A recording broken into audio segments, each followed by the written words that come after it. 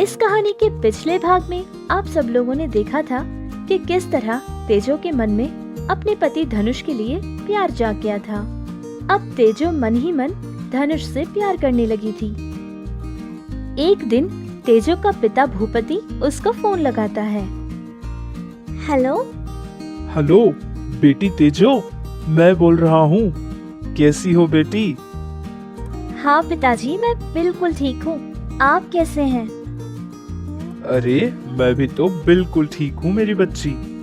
तू मेरे पास नहीं है, बस इसी एक बात का दुख है, लेकिन उसके सिवा बाकी सब बिल्कुल ठीक ठाक है। और बता बेटी, तेरी सासू माँ और तेरा पति कैसा है? हाँ हाँ, घर में सारे लोग बिल्कुल ठीक हैं। और बेटी, धनुष का बर्ताव तेरे साथ सब ठीक तो है ना? अगर गुस्से में आकर एक दो बात उन लोगों ने कह भी दी तो तू चुपचाप रहना बेटी, कभी किसी से कुछ मत कहना। अरे नहीं नहीं पिताजी, वैसे धनुष तो बहुत अच्छे इंसान हैं, मुझसे बहुत प्यार करते हैं और माँ जी भी मुझे कोई काम करने नहीं देती। बस तेरी बात सुन के कलीजे को ठंडक मिल गई बेटी। एक बाप होने के नाते एक बेटी से मैं और क्या चाहूंगा। यही मेरे लिए बहुत है मेरी बच्ची। बस तू हमेशा खुश रहे। तेरी सासू माँ का और तेरे पति का पूरा ख्याल रखना। अगर हो सके तो अगले महीने में मैं तेरे पास आ जाऊंगा। ठीक है? अभी मैं रखता हूँ। जी ठीक है पिताजी, आप अपना ख्याल रखना। इतने में ही धनुष भी घर पहुंच जाता है। धनुष को देखते ही तेजो भागती हुई पानी ले जाकर उसको पाँव धोने के लिए दे देती है। उसका ये बर्ताव देखकर धनुष थोड़ा सा परेशान हो गया था। तेजो ने सोच लिया था कि वो धनुष के सामने अपने प्यार का इकरार करेगी। वो अपने प्यार को दिखाने के लिए तरह तरह की कोशिशें करती रहती थी, लेकिन धनुष इन सबको अनदेखा करता था।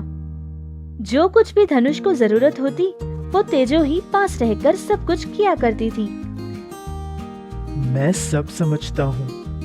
पहले तो मुझसे नफरत करने का नाटक करती थी, जिससे मैं उससे तंग आकर उसको छोड़ दूंगा, लेकिन ऐसा तो नहीं हुआ था, जिससे अब प्यार करने का नाटक कर रही है। ये सब करने की इसको क्या जरूरत है? और वैसे भी मैं तो तेजो को अपनी जान से भी ज्यादा प्यार करता हूँ ना। तो प्यार करने वाले तो हमेशा एक दूसरे की खुशी ही तो चाहते हैं। हाँ, मैं भी तेजो के लिए कुछ करूँगा। जो वो चाहती है मैं उसको दे दूंगा। जैसे जिंदगी वो जीना चाहती है मैं उसको इतना तो दे ही सकता हूँ ना। फिर तेजो धनुष के लिए खाना लगा देती है। धनुष, आप आ गए? आइए ना, खाना खाते हैं। वो मैं बाहर खाना खा के आया हूँ, आप लोग खाना खा लीजिए। मुझे बहुत नींद आई है, मैं चलता हूँ सोने के लिए। धनुष की कही बातें सुनकर तेजो को बहुत दुख हुआ था। वो बहुत ही उदास हो गई थी। इतने में वहाँ धनुष की माँ पहुँच जाती है। अरे धनुष, ये तू क्या कह रहा है बेटा? वो बेचारी बच्ची कब से कुछ नहीं खाई है और तेरे लिए इंतजार कर रही है, और तू कह रहा है कि खाना नहीं खाएगा। मैंने कहा ना माँ कि मैं बाहर से खा के आया हूँ, अभी मैं कुछ नहीं खाऊंगा। तेजो से कह देना कि वो खाना खा के सो जाए। धनुष तो इस बात से पूरी तरह अनजान था कि उसकी पत्नी तेजो अब पूरी तरह बदल चुकी है। वो उससे प्यार करने लगी है। ये सब कुछ धनुष को पता नहीं था। वो हमेशा यही सोचता रहता था कि वो इस घर से जाने के लिए तेजो की मदद कैसे करे। उसने सोच लिया था कि उसे ही अब कुछ ऐसा करना होगा जिससे तेजो पर कोई उंगली न उठाए और उसका काम भी बन जाए। इसीलिए उसने खुद को बुरा साबित करने के लिए एक चाल चली थी। एक दिन की बात है कि तेजो धनुष का एक शर्ट प्रेस कर रही थी। तभी वहाँ पर धनुष पहुँच जाता है।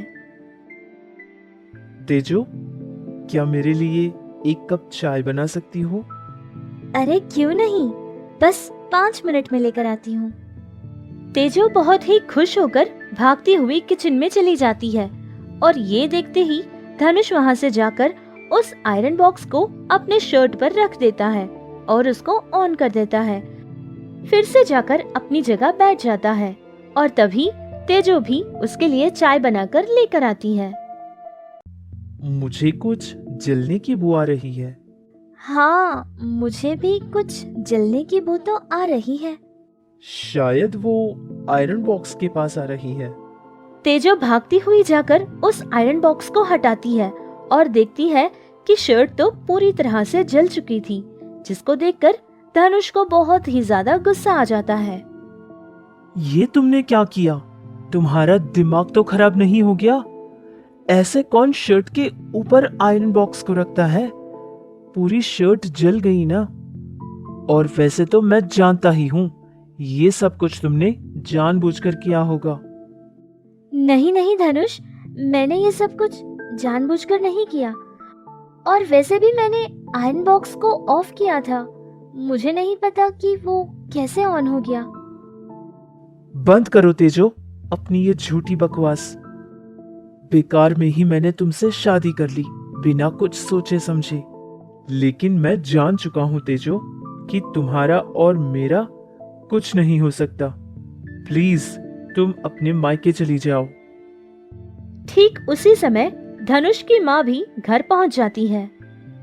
धनुष, ये तू कैसी बातें कर रहा है बेटा?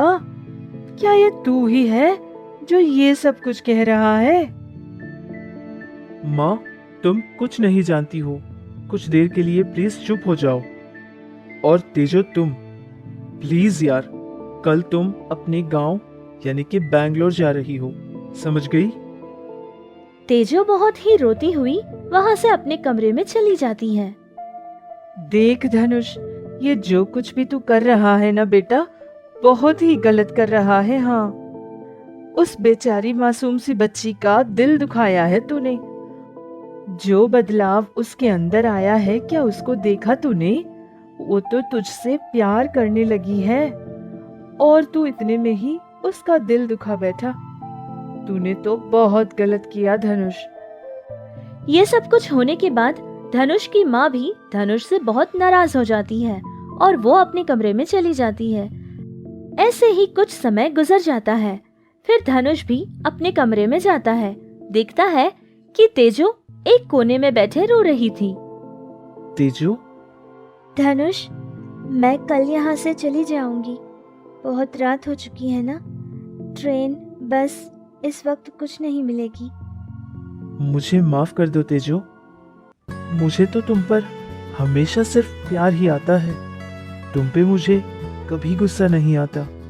तुम तो चाहती थी ना कि तुम मुझसे और मेरी जिंदगी से दूर चली जाओ, लेकिन मैं ही तुम्हारी खुशियों के बीच दीवार बनकर खड़ा रहा।